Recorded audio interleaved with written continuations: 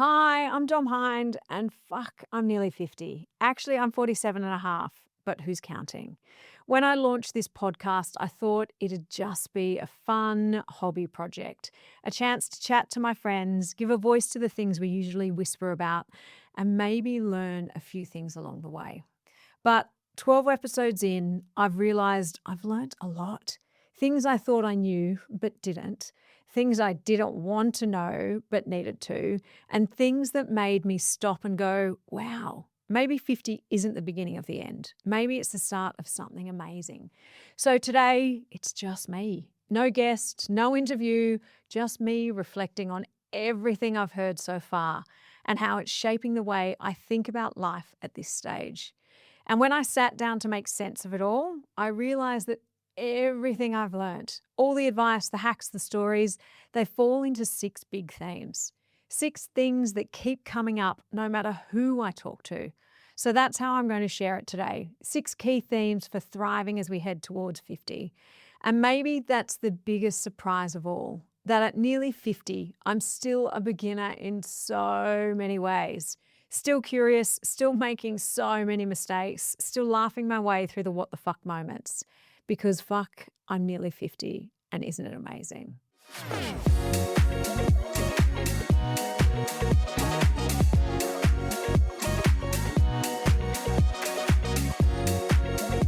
Theme one, being a beginner and loving it. This one is personal because before we get into health and hormones and big reinventions, the first thing I've learned is simply the joy of being a beginner. When I started this podcast, I knew nothing. And when I say nothing, I mean nothing. Uploading an episode, no idea. Cutting clips, forget about it. Using AI, yes, I love it, but not for doing a podcast. Even Instagram Reels, I had to learn it all from scratch. I'll never forget the first time I uploaded to Buzzsprout. I thought it was live, but it wasn't. I'd missed a step. So there I was, proudly telling people, go listen, when in reality, it didn't even exist. Or the first reel I made, it literally ended mid-word. But here's the thing, I loved it. Being a beginner is humbling, messy, and kind of exhilarating. It keeps you alive. And then the messages started coming in. Thank you, I needed this. I sent this to my sister. Suddenly I realized even if I messed up the tech, some people were listening. The lesson, don't be afraid to start. Don't be afraid to look silly, to look crazy, to have fun doing it, because at nearly 50, being a beginner is a gift. It keeps us curious and brave. And once I embraced being a beginner with podcasting, it made me braver about being a beginner in other parts of my life, especially with my health. Number two, owning your health and hormones. If there's one message I want every woman to hear, it's this: own your health. Shelley Horton put it perfectly. Stop soldiering through. Don't dismiss your symptoms. Don't let doctors dismiss them either. Track your cycles, note your moods, and advocate yourself. Her peri-survival kit was simple but powerful. HRT, vaginal estrogen, testosterone. And beyond the science, her bigger point was that we deserve better. Better healthcare, better conversations, better support. Zoe Bingley Pullen backed that up with nutritional wisdom. Food isn't just calories, it's chemistry. Protein and whole foods keep our hormones steady, while sugar and processed carbs push us into chaos. Use colour in your food to keep it interesting and go places that inspire you. Markets, fresh food stores, anywhere that you can get creative about food. Zoe gave me 3 really practical hacks I still use. Protein at every meal. Midlife is where our muscle mass naturally starts to decline. So protein should be our anchor. Eggs, fish, lentils, beans. Crowd out the bad, don't just cut. Instead of obsessing over what to avoid, load your plate with whole nutritious foods first. Cravings naturally shrink. Food is mood. What you eat doesn't just affect your waistline, it directly affects your stress, your sleep, and your mood. Eating well is emotional self-care. And Amelia Phillips taught me that inflammation is the quiet villain in midlife. The fatigue, the aches, the can't be bothered feeling, often it's inflammation driving it. Her hacks were simple: colourful, anti-inflammatory foods like the packaged beetroot, daily movement, and actual rest. Amelia also gave me a brilliant way to actually make new habits stick. Don't go drastic. Don't overhaul everything. Instead, focus on one thing per term. Just one new habit every few months, like upping your protein or committing to better sleep. By the end of the year, you've stacked up 4 new habits without overwhelming yourself. Other gems from Amelia? Exercise for energy, not punishment. Move to feel good, not to earn food. Track your energy instead of just your weight. How you feel is a better marker than the number on the scales. The lesson here? Our bodies are not betraying us, they're speaking to us. And if we listen and act now, we set ourselves up for decades of vitality. But health isn't just about hormones and food, it's also about guts, skin, and how our bodies carry us into the future. Theme 3, gut, skin, and longevity. This one blew my mind. Dr. Craig Hafer reminded me that gut health is the command center. It's not just digestion, it's immunity, mood, even how we age. His advice was refreshingly simple. Ditch the ultra-processed stuff. Watch preservatives. If bread lasts weeks, it's not helping your gut. Fiber is your friend. Psyllium husk is his go-to every day, minus chia seeds. And don't obsess over fancy probiotics. Prebiotics and whole foods matter more. And he reminded me that movement outdoors literally changes your microbiome. A walk in nature is medicine and better for you and your gut. On the outside, Dr. Philip Tong reframed skin. Skin isn't vanity, it's an organ. SBS is a preventative medicine. Skin checks save lives, and building a strong barrier is as vital as building strong bones. Together, they reminded me that longevity isn't just about living longer, it's about health span, living well inside and out. And once I started looking at health more holistically, I realized it's not just about the body, it's also about the mind. So theme 4 is about mindset and reinvention. If there's one thing I've learned in midlife, it's this. Your mindset shapes everything. Shanna Kennedy hammered home that tomorrow starts today. Don't wait, don't drift. Every yes is a no to something else, so make sure it's worth it. She also helped me define my values: health, family happiness, pleasure, adventure, and fun. They're my compass now. Every decision I make is based on these.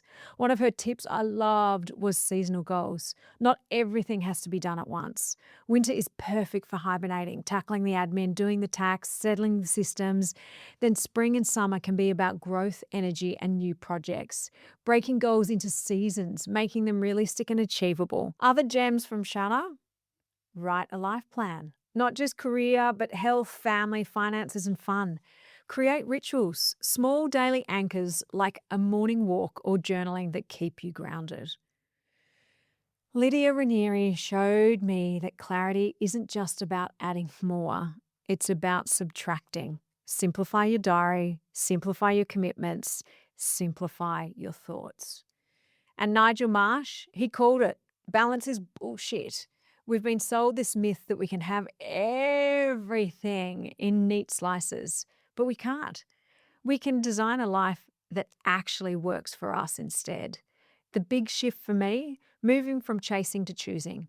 Reinvention isn't one big leap, it's daily deliberate decisions. And talking about reinvention, some of the most powerful stories came from women brave enough to start completely over. Theme 5. Courage, reinvention, and career shifts. The stories of reinvention have stayed with me. Justine Armour, one of my dearest friends, reminded us that success on paper doesn't mean fulfillment.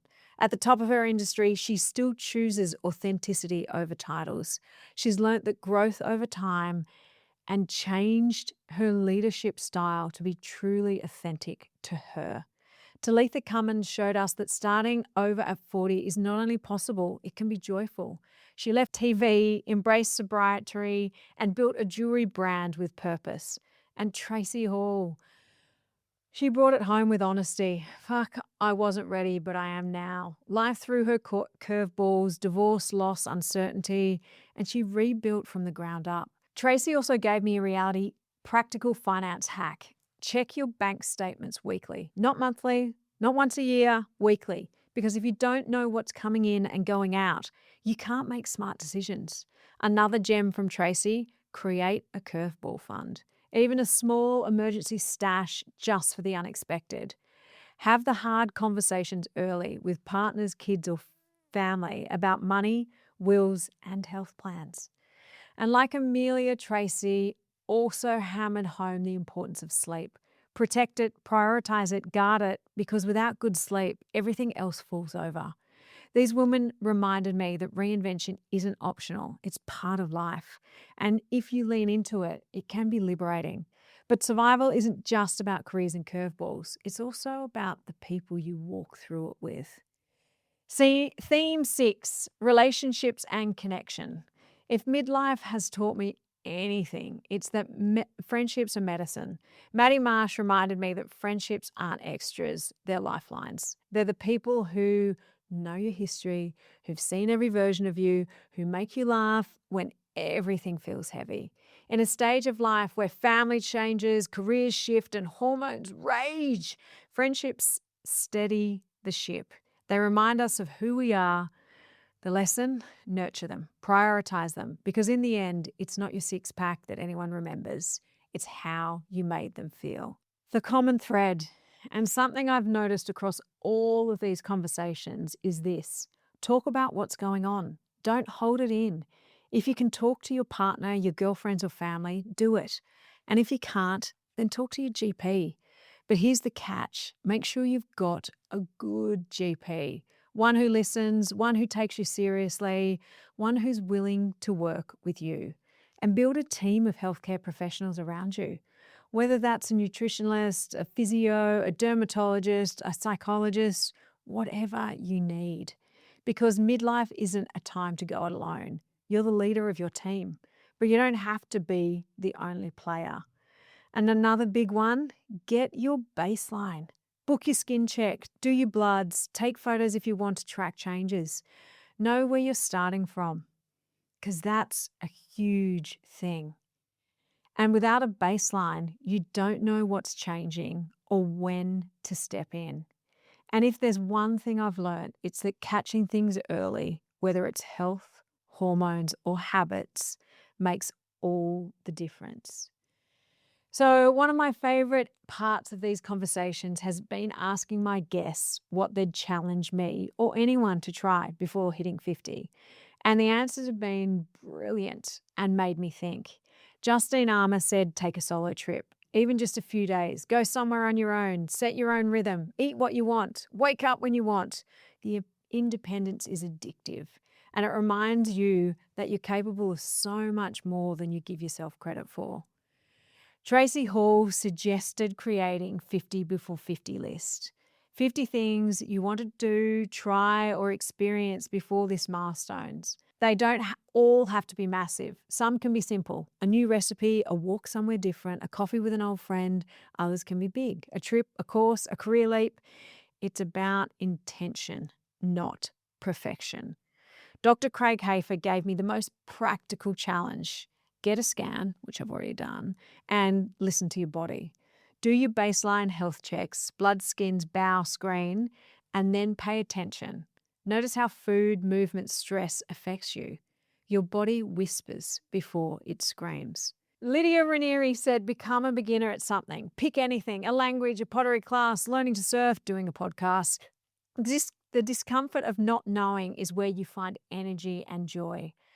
Dr. Philip Tong suggested, write a letter to your future self. Imagine you at 45, 55, 60, or 70. What do you want to thank them for? What do you want to remember? Is there some way of checking how you're living now and making sure it aligns? Nigel Marsh challenged us to do something kind or courageous when no one is watching. Help someone, give quietly, take an action that aligns with your values, and tell no one. It's about doing it for the integrity of it, not the applause. And others added gems too. Shelley Horton, talk openly about your perimenopause or menopause systems. Whether it's with your friends, family, or GP, start the conversation and refuse the silence. Amelia Phillips said, protect your sleep like it's sacred. Set a bedtime, make your room cool and dark, and stop glorifying exhaustion. Oh. Shanna Kennedy, write down your values and use them as your compass. Make every decision through that lens. The point of all these, you don't need to wait until you're 50 to live deliberately. You can actually start now. So, the summary, my own learnings. So those are the 6 big themes I've learnt so far. Being a beginner, stay curious, start messy, keep learning, owning your health and hormones, track, advocate, and act now. Gut, skin, longevity, inside and out, it all matters. Mindset and reinvention, tomorrow starts today, simplify and choose. Courage and career shifts, reinvention isn't optional, it's survival.